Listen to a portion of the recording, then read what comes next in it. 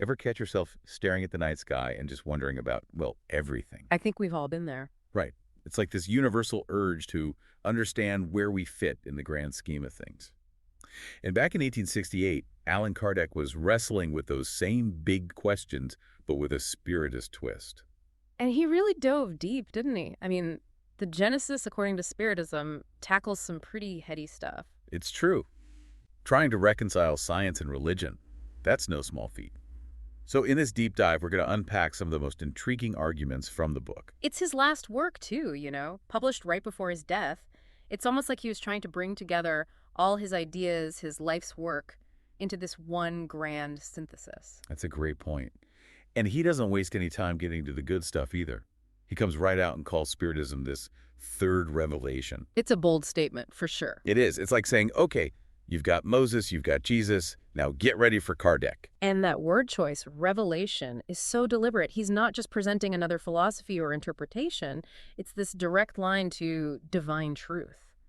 I mean, how do you even begin to process that? Right, like where do you even go from there? So if Spiritism is this grand revelation, what's it actually saying?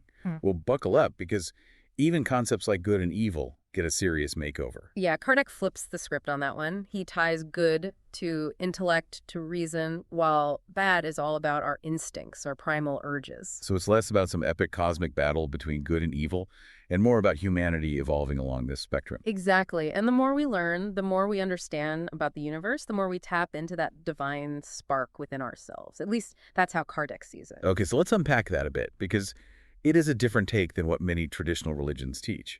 So it's not that we're born sinners, but we're all just works in progress, trying to balance our primal instincts with our higher selves, our intellect.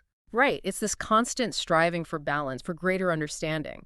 And for Kardec, that understanding, particularly of the natural world, was key.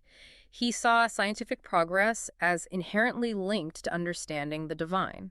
Which is interesting because for all his talk of revelation and spirituality, he wasn't afraid to call out organized religion for, well, kind of missing the mark.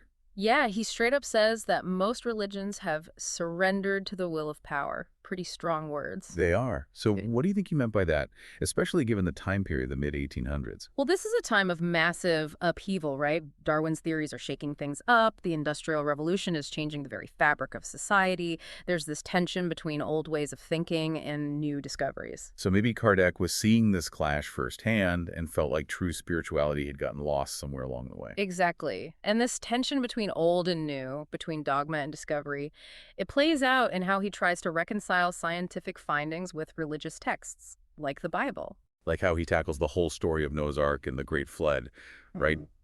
Geology kind of throws a wrench in that whole narrative. It does.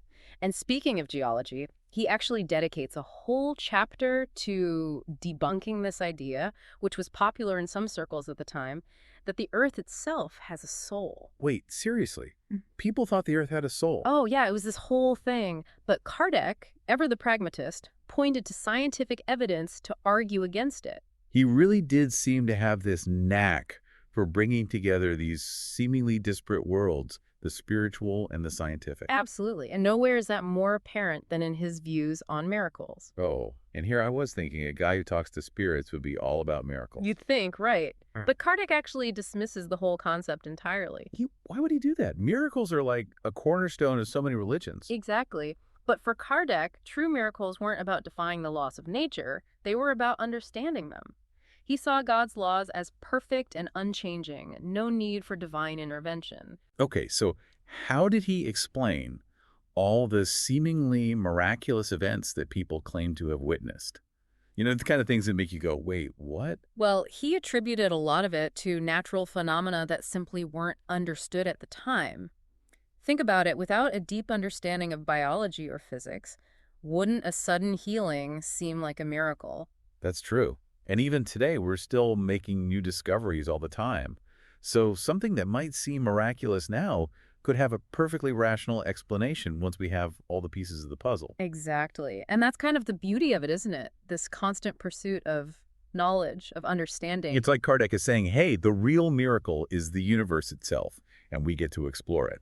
Which, by the way, he does in a fascinating detail in Chapter 6, where he lays out his view of the cosmos. But we're going to take a quick break. Don't go anywhere. We'll be right back.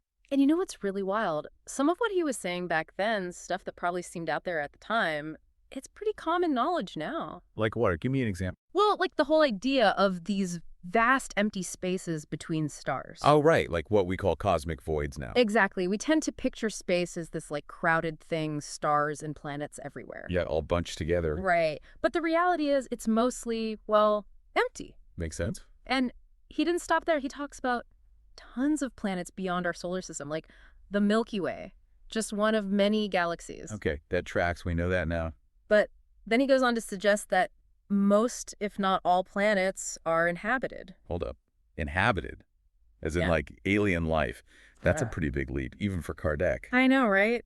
Especially for his time, it's like, wow, where did that come from? Was he just way ahead of the curve, or is this something more, like a spiritual insight thing? It's a good question, isn't it? It really makes you think, how did his beliefs influence his understanding of the cosmos? Right. It's like he saw the spiritual and the physical as interwoven, part of the same fabric.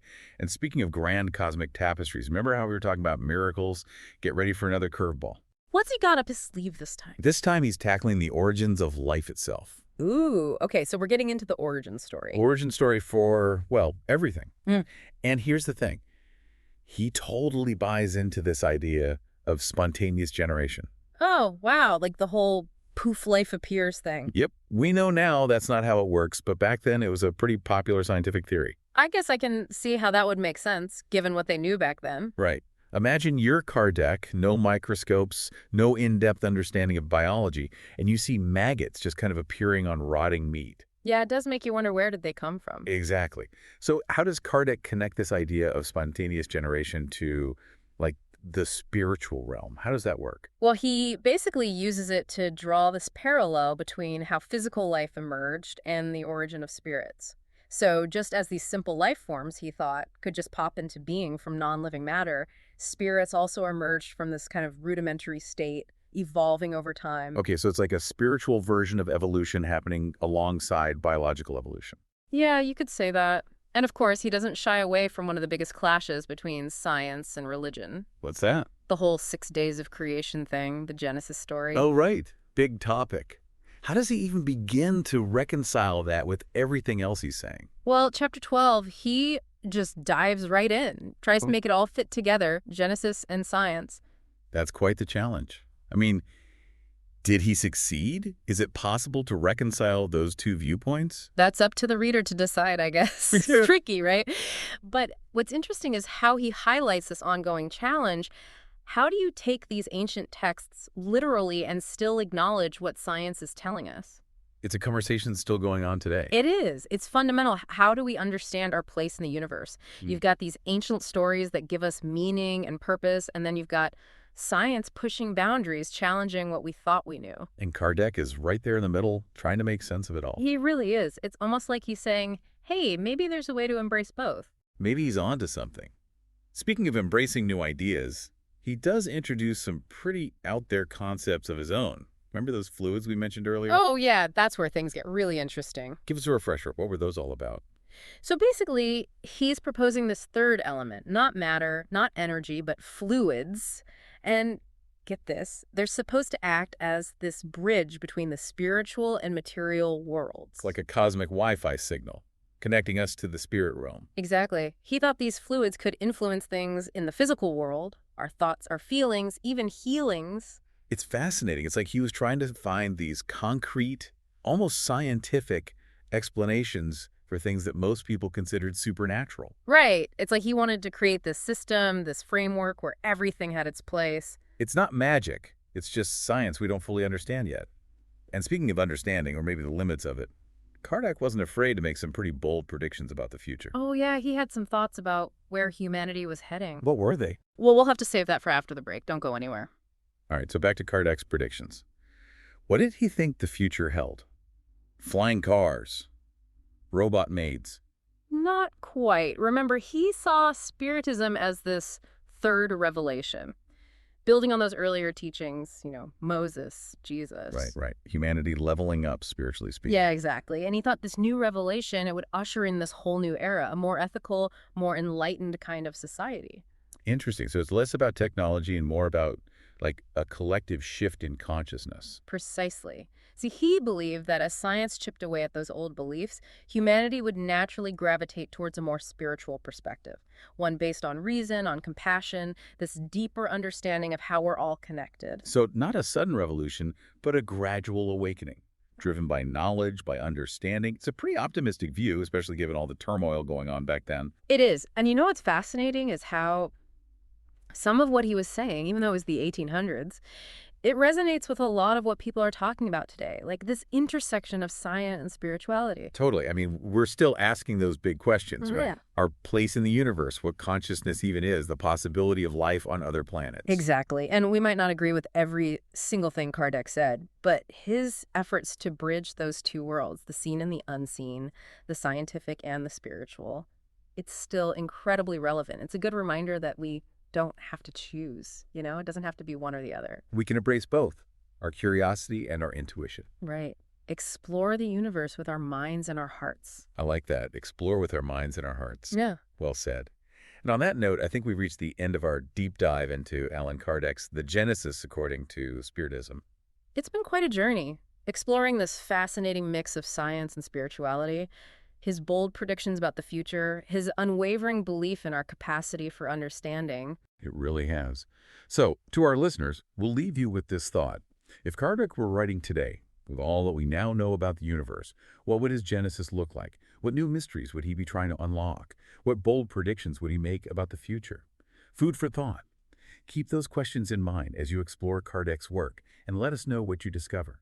Until next time, keep exploring, keep questioning, and keep the conversation going.